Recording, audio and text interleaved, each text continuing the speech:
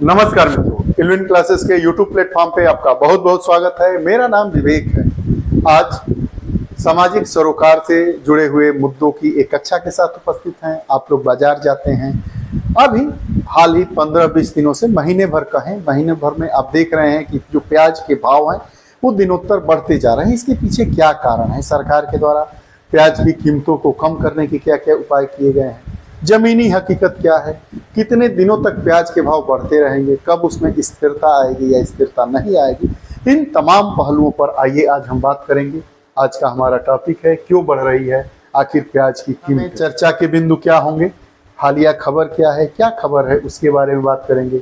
सरकार द्वारा बढ़ती प्याज की कीमतों पर अंकुश लगाने के लिए क्या प्रयास किए जा रहे हैं, क्या कदम उठाए जा रहे हैं, कीमतों में बढ़ोतरी क्यों हो रही है और प्याज की कीमतों में स्थिरता कब तक आएगी। आइए एक एक मुद्दे पर हम बात कर लेते हैं। कदम उठाए गए। उत्पादन, भारत में प्याज का उत्पादन 250 लाख टन है। घरेलू खपत 160 लाख टन है। भारत में कुल प्याज का उत्पादन 250 लाख टन होता है, जिसमें हम घरेलू खपत हमारी कितनी हो जाती है? 160 लाख टन। 90 लाख टन जो हमारी प्याज है वो घरेलू बाजार में स्थिर रहती है। पिछले कुछ समय से कीमतों में काफी अधिक वृद्धि देखने को मिली। अभी कुछ दिनों पहले प्याज 12 रुपए, फिर 15 रुपए, फिर 20 रुपए, आजकल तो 60 से 70 रुपए पर केजी इसका दाम हो गया है। अब प्याज की कीमतों में नियंत्रण हेतु कई प्रयास किए गए हैं। अब उन प्रयासों को भी देखिए। हमारे अगस्त 2023 में जो निर्यात है, निर्यात शुल्क प्याज पर, उसको 40% कर दिया गया है। अर्थात इससे क्या होगा? जो प्याज बेचने वाले लोग होंगे, विदेशों में जो प्याज को बेचते हैं, उन हतोत्साही होंगे, क्योंकि निर्यात कर भी बहुत ज्यादा हो गया है। निर्यात अब महंगा हो जाएगा। पहले 100 रुपए में जो निर्यात होता था, बेचा जाता था, अब 40% बढ़ गया, तो 140 रुपए का होगा। अगर कोई देश प्याज को खरीदेगा तो उसे प्याज महंगी पड़ेगी, जिससे क्या होगा? घरेलू बाजार में प्याज स्थिर रहेगा और उसकी कीमत में भी स्थिरता आ जाएगी। इसके बावजूद थोक और खुदरा बाजार दोनों में प्याज की कीमतों में वृद्धि जारी है। लेकिन प्याज में का जो निर्यात शुल्क है उसको 40% बढ़ाने के बाद भी, चाहे वो भारत का थोक बाजार हो या खुदरा बाजार हो या दुकानें हो या छोटे छोटे बाजार हो, आप प्याज की कीमतों में स्थिरता नहीं पा रहे हैं। प्याज की कीमतें रोज आसमान छूती नजर आ रही है। न्यूनतम निर्यात मूल्य $800 प्रति टन, खुदरा निर्यात मूल्य 67 रुपए प्रति किलोग्राम। अब जो हमारा निर्यात है उसका टन क्या है? $800 प्रति टन, और जो खुदरा निर्यात मूल्य है वो 67 रुपए प्रति किलोग्राम होगा।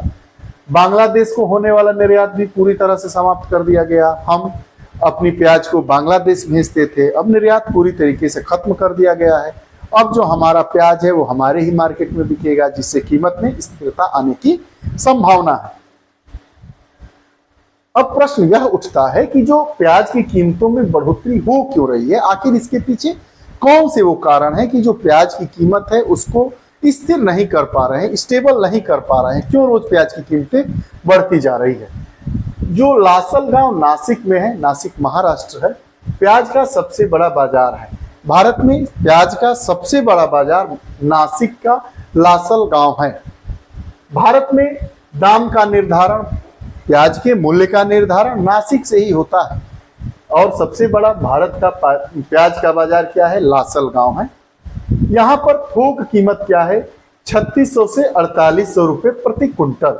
मतलब 1 किलो प्याज अगर थोक में लेंगे तो 36 रुपए से लेकर 48 रुपए पर केजी प्याज की कीमत वहां पर है। अगर कुंटल में लेंगे, 1 कुंटल में 100 किलोग्राम होता है।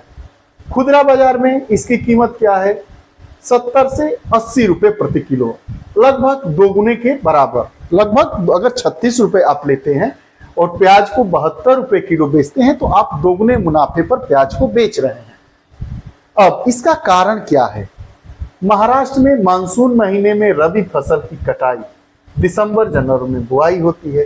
जो मानसून है, मानसून के महीने में रबी फसल की कटाई हुई, आसानी से लंबे समय तक भंडारण होता था। जो प्याज है वो रबी की फसल है, कटाई हुई, भंडारण आसानी से होने लगा। मानसून में देरी हो गई, आसमान तरीके से वर्षा, असमान तरीके से खूब वर्षा हुई, प्याज की फसल भीग, किसानों की फसल को नुकसान हुआ। भीगी हुई जो प्याज होती है उसका भंडारण नहीं किया जा सकता है, फसल का भंडारण नहीं किया गया, सस्ते दामों पर किसानों द्वारा बिक्री कर दी गई। अभी आपूर्ति कम हो गई है। जो प्याज हुई, मानसून, कृषि, भारत की कृषि मानसून का जुआ इसे कहते हैं। अगर अच्छा मानसून हो गया तो उत्पादन बढ़ जाएगा, अगर मानसून असमय के अनुसार हो रहा है, असमान हो रहा है, तो फसलों पर भी बहुत बुरा प्रभाव पड़ रहा है। तो एक तरीके से हम कहेंगे कि जो नासिक है, नासिक महाराष्ट्र का शहर है, उसका एक लासलगांव बाजार है प्याज का, देश भर का सबसे बड़ा बाजार लासलगांव बाजार होता है। अभी जो आंकड़े बताते हैं उसमें वहीं से प्याज का निर्धारण होता है। वहां के जो किसान मानसून में असमानता के कारण अब प्याज का भंडारण नहीं कर पाए, अपने फसल को बेच दिए, उसी समय बेच दिए। अब क्या हो गया, प्याज की कमी हो गई। अब जब प्याज की कमी हो गई, आपूर्ति कम है, तो कीमत तो बढ़ेगा ही बढ़ेगा।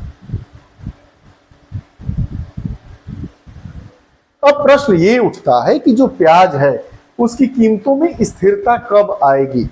अब मूल्य की कमी को लेकर सरकार के कोई सकारात्मक संकेत नहीं अभी आए हैं कि मूल्य में कमी होगी। भले ही निर्यात शुल्क को 40% बढ़ा दिया गया हो, लेकिन मूल्य में अभी कमी नहीं आई है। लासलगांव खरीफ फसल लाल कांदा का आगमन शुरू हुआ है, मात्रा लेकिन बहुत कम है। लाल कांदा मतलब प्याज होती है, लाल प्याज, वो आगमन हो गया है लासलगांव से, लेकिन उसकी मात्रा अभी कम है। नए प्याज की आपूर्ति 10 से 50 क्विंटल के आसपास, मांग काफी अधिक है। वर्तमान समय में परिवर्तन की संभावना काफी कम है।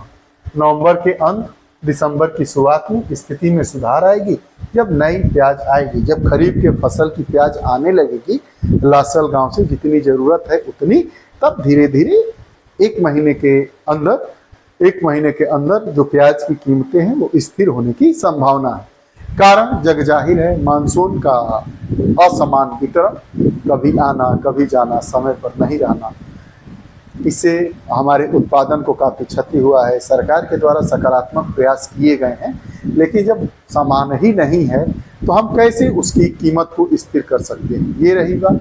प्याज की कीमतें क्यों बढ़ रही है, कब तक रुकेगी, कब तक स्टेबल होगी, ये सारे मुद्दों को हमने जाना। प्याज का भारत का सबसे बड़ा बाजार कौन सा है, वहीं से प्याज की कीमतों का निर्धारण पूरे देश में किया जाता है। आपको ये हमारी कक्षा कैसी लगी, कृपया कमेंट बॉक्स में अपने विचार जरूर दें। पुनः नई कक्षा के साथ उपस्थित होंगे, तब तक के लिए बहुत बहुत धन्यवाद। नमस्कार।